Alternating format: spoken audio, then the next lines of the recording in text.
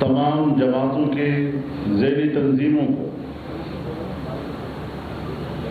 ایک بار پھر ہدایات دی جا رہی ہیں کہ وہ اپنی تمام تر توانائیاں اس مارچ کو کامیاب بنانے میں مصروف کر دیں۔ عوام انشاءاللہ ملک کے کونے کونے سے 23 مارچ کو اسلام آباد کا رخ کریں گے اور انشاءاللہ موجودہ حکمرانوں کے اقتدار کے خاتمے کے لیے آخری کیل ثابت ہوگا۔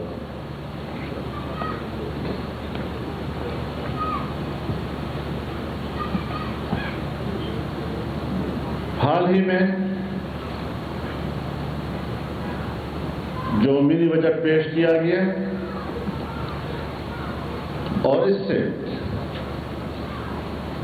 مہنگائی کا بوجھ عام آدمی کے اوپر کئی گنا بڑھ گیا ہے۔ پی ڈی ایم نے اس بجٹ کو مسترد کر دیا ہے اور اس بجٹ کو واپس لینے کا مطالبہ کیا ہے۔ پاکستان کی معیشت کو جس طرح یہ خود کھلونا ہے، ملک کی معیشت کو بھی کھلونا بنا دیا ہے اور آئے روز قوم کے حقوق کے ساتھ مذاق کرتے ہیں۔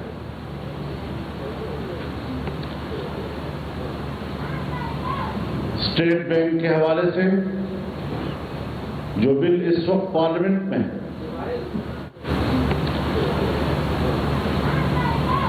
اسٹیٹ بینک کے حوالے سے جو بل اس وقت پارلیمنٹ میں ہے، اسٹیٹ بینک خود مختاری کے نام پر اسے بین الاقوامی اداروں کا مالیاتی غلام بنا دیا گیا ہے، جس سے پاکستان کی خود مختاری ختم ہو رہی ہے اور جیسے ہم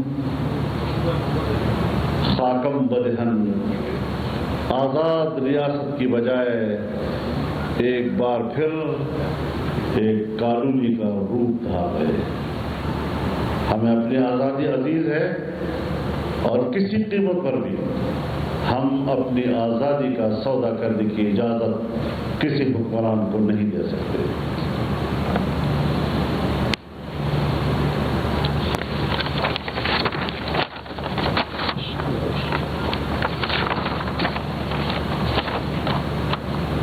مہنگائی جس سے عام آدمی کی کمر توڑ کر کے رکھ دی گئی ہے، ملک کو ایک ایسے بھنور میں پھنسا دیا گیا ہے جس سے نکلنے کے دور دور تک بھی کوئی آثار نظر نہیں آ رہے۔ عوام کی چیخیں انہیں سنائی نہیں دے رہی، کیونکہ یہ بڑے بڑے محلات کی بڑے بڑی دیواروں کے پیچھے انہیں عوام کے کرب اور اس کی کراہ کا کوئی احساس نہیں ہو رہا۔ جب عام آدمی کی معیشت کی ذمہ داری پوری نہیں کی جا سکے، ایسے حکمران کو حکومت کرنے کا کوئی حق حاصل نہیں ہوتا۔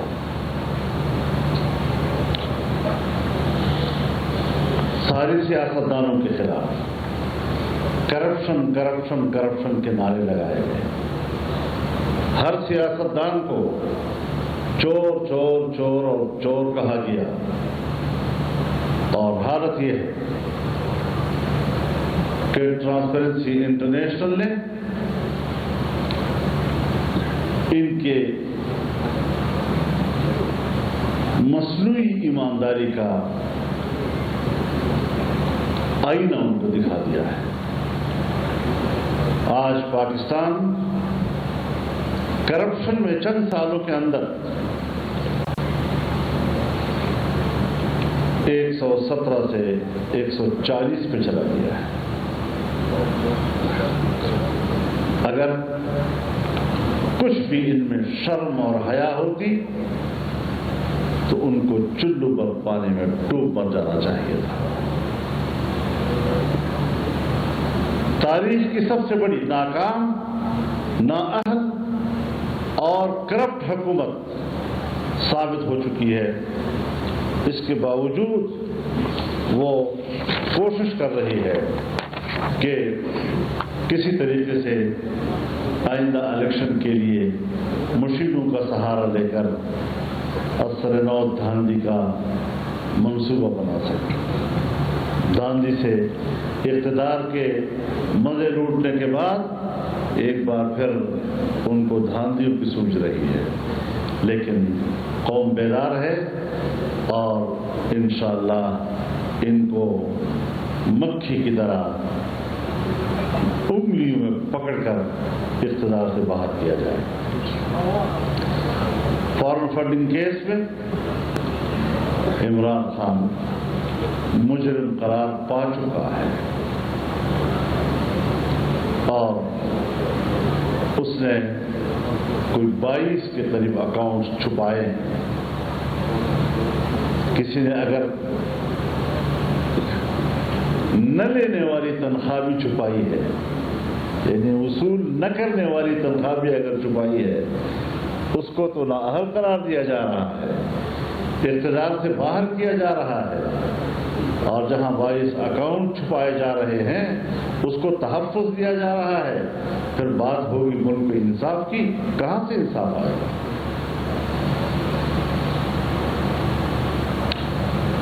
ہمارا مطالبہ ہے کہ الیکشن کمیشن روزانہ کی بنیاد پر سماعت کرے،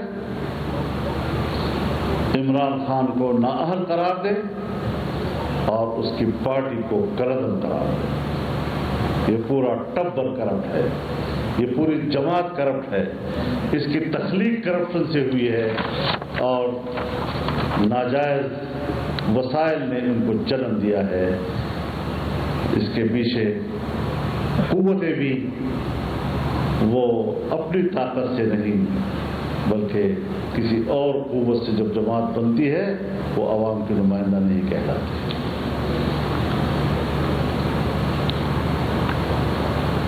ای V M, electronic voting machine, P D M پہلے بھی مسرت کر چکی ہے۔ یہ غیر آئینی عمل ہے، دنیا میں اس کا تجربہ ناکام ہوا اور آج ہم پر اسے مسلط کیا جا رہا ہے۔ ہم ایسے الیکشن کو تسلیم نہیں کریں گے، یہ آر ٹی ایس کا دوسرا نام ہے۔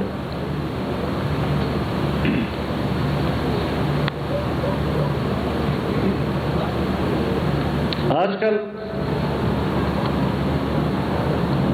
ملک میں ایک خلائی تجویز گشت کر رہی ہے، صدارتی طرز حکومت۔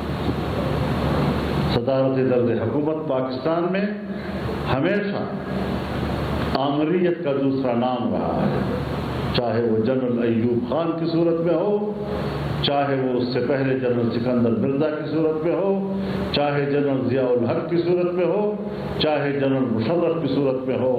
اور پارلیمانی طرز حکومت کا خاتمہ یہ در حقیقت آئین کے بنیادی ڈھانچے کو منہدم کرنے کی ایک کوشش ہے، جس سے یہ ایک سازش لگتی ہے کہ کس طرح اس آئین کا خاتمہ کیا جائے۔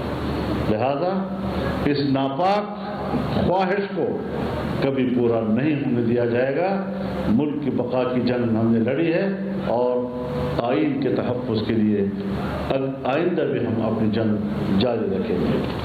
صدارتی طرز حکومت پاکستان میں ایک سیاہ تاریخ رکھتا ہے جو کسی طرح بھی ہمیں قابل قبول نہیں۔ ملک بھی اسی کی برکت سے ٹوٹا ہے۔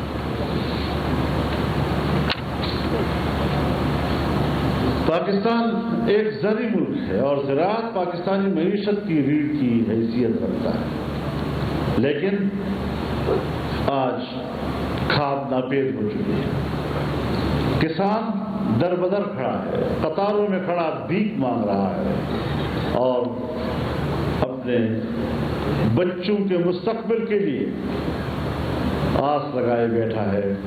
اس نااہل حکومت میں پہلی مرتبہ کسان اور اس کے لیے کھاد کا بحران دیکھا جا رہا ہے۔ پہلے کبھی اس کی ایسی مثال نہیں ملی۔ ہم کسان کے مسائل کو ہر فورم پر اٹھائیں گے اور انشاءاللہ جہاں پر پی ڈی ایم پاکستان کے ہر شعبہ زندگی سے وابستہ متاثرہ لوگوں کی آواز رہی ہے، کسان کی بھی ایک بڑی توانا آواز موجود ہے، اور انشاءاللہ 23 مارچ کے ہمارے مہنگائی مارچ میں اور لانگ مارچ میں ان کا بھرپور حصہ ہوگا۔ ہم ہر سطح پر ان کو اپنے اس جدوجہد میں شریک رکھیں گے۔ اس وقت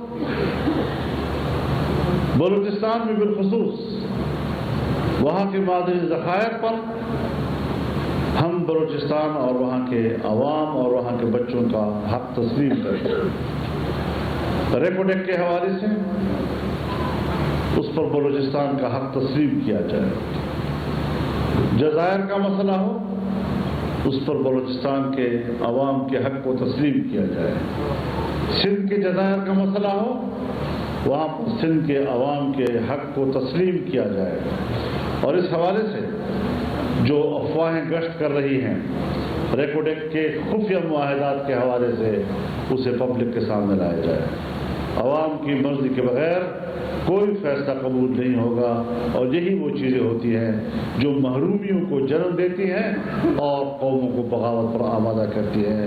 پاکستان کو اگر ہم نے باقی رکھنا ہے تو اس کے لیے قومی اتحاد کی ضرورت ہے، اور قومی وحدت اسی وقت ممکن ہے جب ہم ہر طبقے، ہر علاقے، ہر قومیت اور ہر برادری کے حقوق کا تحفظ کریں گے اور ان کی محرومیت کے احساس کو دور کریں گے۔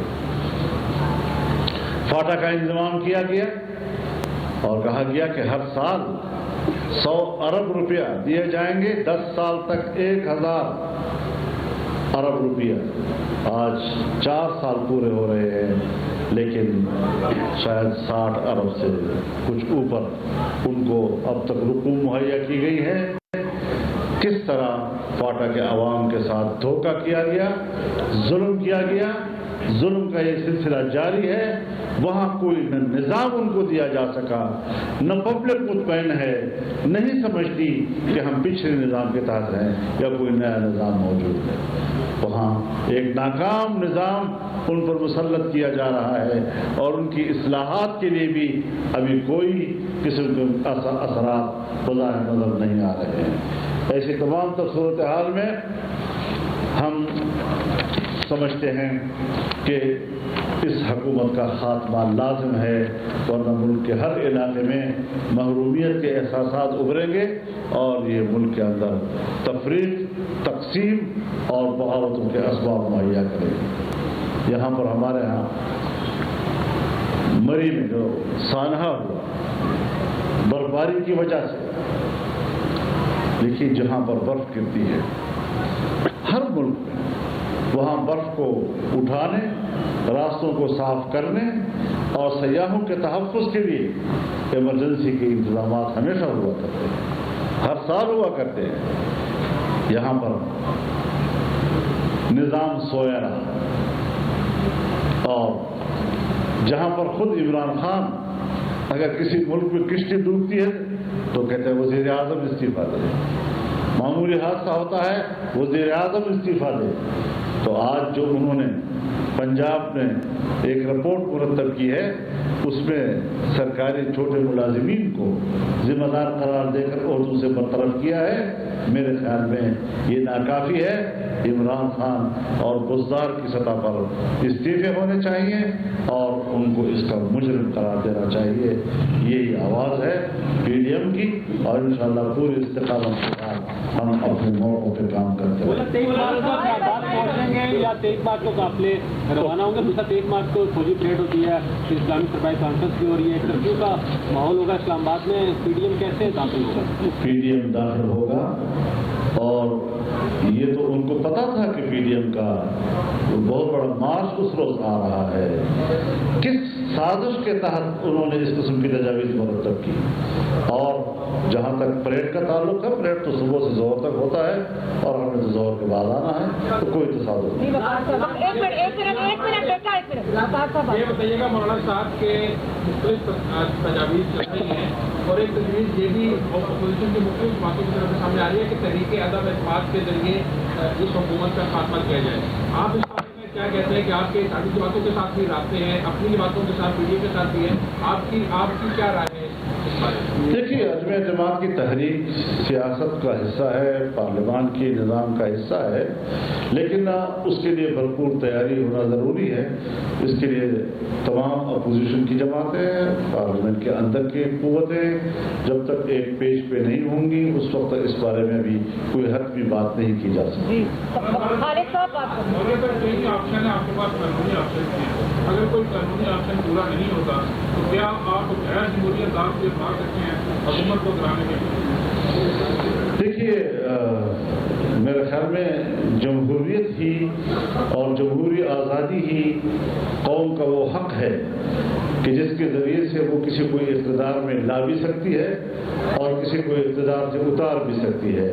اور پھر ناجائز حکمران جو عوام کے ووٹ کے بغیر چوری کر کے ووٹ کے ذریعے سے نہیں بلکہ چوری کے ووٹ کے ذریعے سے اقتدار میں آئی ہو، اس کا تو ہر وقت منہدم کرنا یہ قوم کے ہر فرد کا فریضہ ہے، آئینی فریضہ بھی، قانونی فریضہ بھی اور شرعی فریضہ بھی. مولانا صاحب، 2 دن پہلے یہ خبریں آئی تھی کہ آپ کا اور راسل زرداری صاحب کا رابطہ ہوا اور اس میں یہ تجویز ایسی آئی زرداری صاحب کی طرف سے کہ عدم اعتماد میں آپ ان کا ساتھ ہیں اور مل کے، اور دوسرا یہ کہ لانگ مارچ جو ہے 27 فروری کو جو پیپلز پارٹی کا لانگ مارچ ہے، کوئی آپس میں کوئی آپ اتنی لمبا سوال کرتے ہیں، میرا رابطہ ہی نہیں ہوا. پیپلز پارٹی کا بھی جیسے لانگ مارچ ہے اور آپ کا بھی ہے، اگر وہ پیپلز پارٹی پی ڈی ایم کے لانگ مارچ میں آنا چاہتی ہے تو دروازے کھلے ہوئے ہیں، اور کیا پی ڈی ایم ہے وہ پیپلز پارٹی کا؟ میرے خیال میں 23 مارچ کے اعلان ہو جانے کے بعد کسی اور لانگ مارچ کی بات نہیں ہونی چاہیے. تاہم پی ڈی ایم واضح طور پر کہتا ہے کہ ہم کبھی بھی 2 محاذ نہیں کھولیں گے، اپنے اپوزیشن کے جماعتوں کے خلاف اپنی توانائی صرف نہیں کریں گے، اور یہ خواہش رکھیں گے کہ 23 مارچ کے ہمارے مہنگائی مارچ میں پاکستان کی تمام سیاسی اور سماجی قوتیں شریک ہوں. مولانا صاحب یہ فرمائیں، آپ تحریک عدم اعتماد کی بات کر رہے ہوتے ہیں، تحریک عدم اعتماد اسٹیبلشمنٹ کی مرضی کے بغیر تو ہمیں آپ ہوتی نہیں ہے، تو آپ سمجھتے ہیں اسٹیبلشمنٹ کے پیچھے ایسی ہے جو آپ سے کر رہے ہیں؟ تو اس کا جواب تو میں دے چکا ہوں، دوبارہ تو اس سوال کی کوئی ضرورت نہیں ہے. پاکستان سے فارن فنڈنگ کیس کا جو آپ نے کہا کہ ہم مطالبہ کرتے ہیں، کیا آپ جانے کا ارادہ رکھتے ہیں الیکشن کمیشن؟ دیکھیے، الیکشن کمیشن میں تو آلریڈی مدعی موجود ہے اور خود ان کے گھر کے اندر سے مدعی موجود ہے، تو جو گھر کے اندر کا بیٹی ہے وہ تو سب سے زیادہ طاقتور ہوتا ہے. مولانا صاحب، ابھی کیونکہ اب بلدیاتی انتخابات آپ جیتے ہیں اور دیگر جماعتیں بھی آپ کے ساتھ ہیں، کیا بلدیاتی انتخابات کے جو اگلے مرحلے ہیں، یہ پی کے کا مرحلہ رہتا ہے، پنجاب اور دیگر صوبوں کا رہتا ہے، اس مرحلے کے لیے کیا پی ڈی ایم نے کوئی قدم مرتب کی ہے؟ کیا آپ مل کر کسی سیاسی جنگ میں بھی جا رہے ہیں یا اپنی جماعتوں کے ساتھ؟ دیکھیے، جہاں تک بلدیاتی الیکشن کا تعلق ہے تو اس میں صرف ہمارے صوبہ خیبر پختونخوا کا دوسرا مرحلہ وہ مارچ کے لانگ مارچ کے قریب ہوگا. تو جہاں انتخاب ہو چکا ہے اس علاقوں سے ہم دگنے لوگ نکالیں گے انشاءاللہ العزیز، اور جن علاقوں میں ابھی لوگ الیکشن میں مصروف ہوں گے انشاءاللہ اس کی کمی بھی وہ علاقے پورے کریں گے کہ جہاں پر الیکشن ہو چکا ہے انشاءاللہ. یہ بات کریں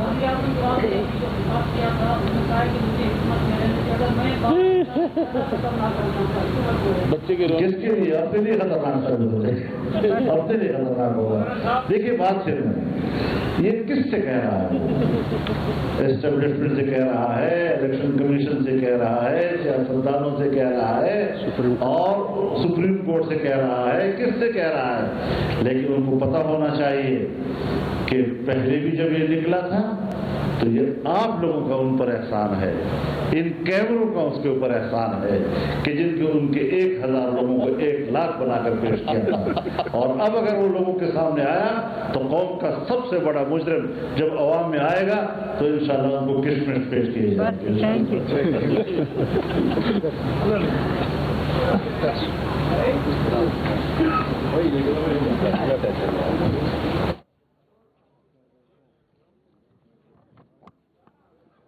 किया गया है 23 मार्च की परेड जोहर तक होती है। हमारा मार्च जोहर के बाद इस्लामाबाद पहुंचेगा। मौलाना फजल रहमान की जानिब से ये कहा गया, चाहते हैं लॉन्ग मार्च में तमाम अपोजिशन जमातें शरीक हों। पीडीएम का हुकूमत के खिलाफ महंगाई मार्च 23 मार्च को करने का ही फैसला किया गया है। अहम इजलास के बाद मौलाना फजल रहमान मीडिया से गुफ्तगू कर रहे थे। उन्होंने कहा कि चाहते हैं कि लॉन्ग मार्च में तमाम अपोजिशन जमातें शरीक हों। 23 मार्च को ही महंगाई मार्च होगा।